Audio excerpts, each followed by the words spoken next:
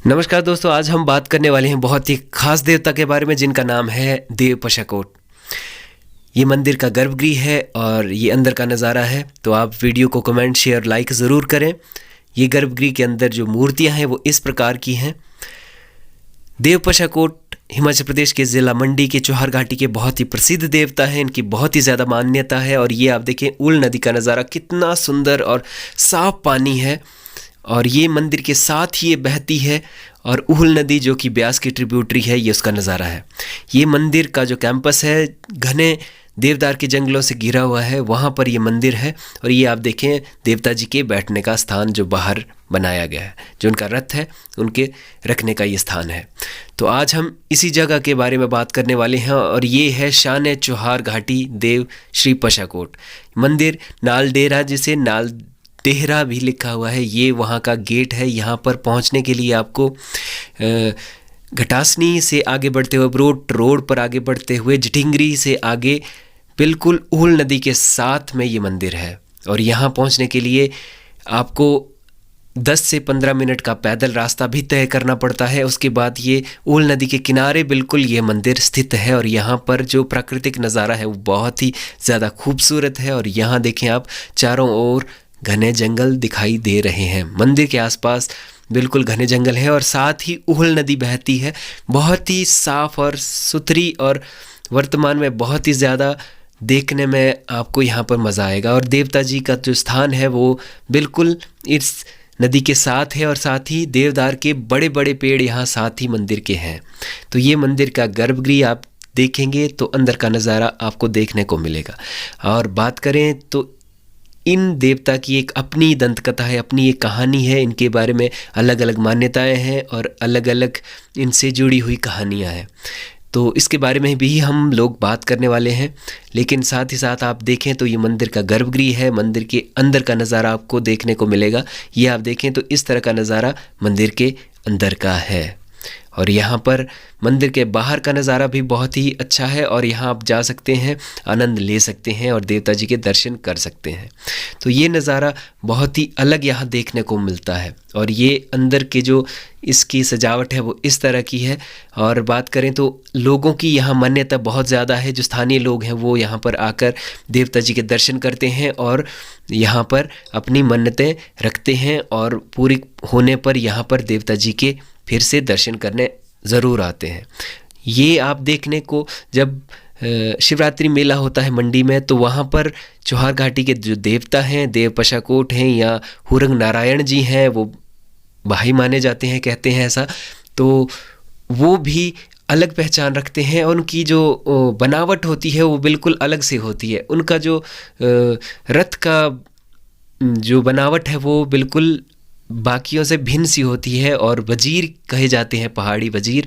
तो जैसे शतरंज में वजीर के मुकुट होता है, वैसे ही इनके रथ भी अलग तरह से होता है। और अगर इनके कहानी की बात करें तो वो भी एक रोचक कहानी है। और ये आप देखें यहाँ पर ऊल नदी का नज़ारा, बहुत ही सुंदर यहाँ पानी आपको देखने को मिलता है। तो जो इनकी कहानी है वो भी बहुत ही अलग है। जो देव पशाकोट है वो जोगिंद्रनगर से थोड़ी दूरी पर स्थित है। बरोट से आगे जगह पड़ती है लोहारडी। लोहारडी के नज़दीकी कहते हैं मराड़ नामक स्थान है, जहाँ से इनकी कहानी शुरू होती है। और कहते हैं कि यहाँ पर एक लड़की हुआ करती थी जो कि पानी लाने जाया करती थी एक सरोवर से, और वो पानी लाती थी या पीती थी। कहते हैं कि हर रोज़ प्रतिदिन उसको वहाँ आवाज़ सुनाई देती थी कि गिर जाऊँ, जिसे कि स्थानीय भाषा में पौं कहा जाता है, पौं पोई जाऊँ।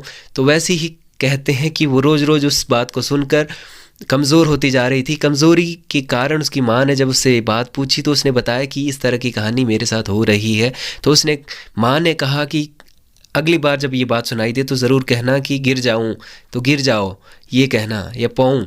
तो अगली बार जैसा ही इस तरह की घटना उनके साथ होती है, तो जैसे ही उसने ये बात कही तो उसके बाद वो देवता जी वहाँ प्रकट होते हैं और कहते हैं कि वहाँ बारिश होती है, पहाड़ी गिरने का भी संकेत मिलता है और साथ ही साथ वो लड़की वहाँ से गायब हो जाती है, ऐसा भी कहते हैं। लेकिन कहते हैं कि देवता जी ने टिक्कन पहुँच भारी बारिश के बाद जैसे कहते हैं कि वो वहाँ से बह गई, या कहते हैं कि देवता जी ने फिर उसके पश्चात उसके साथ शादी कर ली और वो टिक्कन आकर पहुंच गई। इस नदी के किनारे देव पशाकोट जी का मंदिर है, जो कि बहुत ही सुंदर यहाँ का इलाका है। यहाँ पर उसके बाद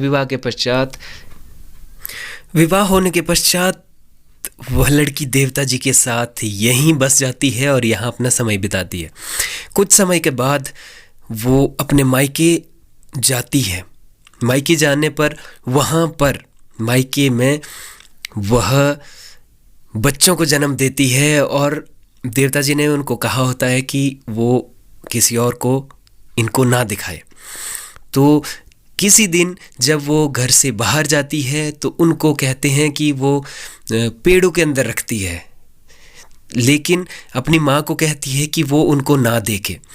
लेकिन जब उसकी माँ उसके जाने के बाद पेड़ू यानी कि जो वर्तमान में आप कह सकते हैं अनाज रखने के लिए जो जगह बनाई जाती थी पुराने समय में लकड़ी की, उसे पेड़ू कहा जाता है, जब वो उसके अंदर देखती तो वहाँ उसकी माँ को यानी उन बच्चों की नानी को वहाँ पर सांप दिखाई देते हैं। तो उसे लगता है कि इन सांपों ने उन बच्चों को खा लिया है। तो इस कारण वह उनको मारने की कोशिश करती है, लेकिन वो सांप वहाँ से गायब हो जाते हैं और वो लड़की भी नहीं मिलती है। तो कहते हैं वो फिर से टिक्कन पहुँच जाते हैं। कहा जाता है, मान्यता है कि वो सांप महानाग अजीपाल और ब्रह्मदेव नाम से प्रसिद्ध हुए हैं। ये उनके पुत्र जो देव पशाकोट हैं उनके पुत्र कहे जाते हैं। और कहते हैं कि देव पशाकोट हर साल मराड़ जाते हैं सांप के रूप में बनकर। मराड़ वही जगह है जहाँ से कहानी की शुरुआत हुई थी और ये मराड़ लोहारडी के पास पड़ता है। और कहते हैं कि वो उस नदी से होकर जाते हैं और वहाँ पर मेला भी लगता है और नदी के आसपास के इलाकों को ढोल नगाड़ों की आवाज़ भी सुनाई देती है। यह आवाज़ उनके उस समय आने और जाने के बारे में कही जाती है कि वो आवाज़ उस समय की थी। और वहाँ पर मेला भी लगता है। लोहारडी के गांव के हर गांव का एक एक आदमी वहाँ पर अपनी हाजिरी देता है।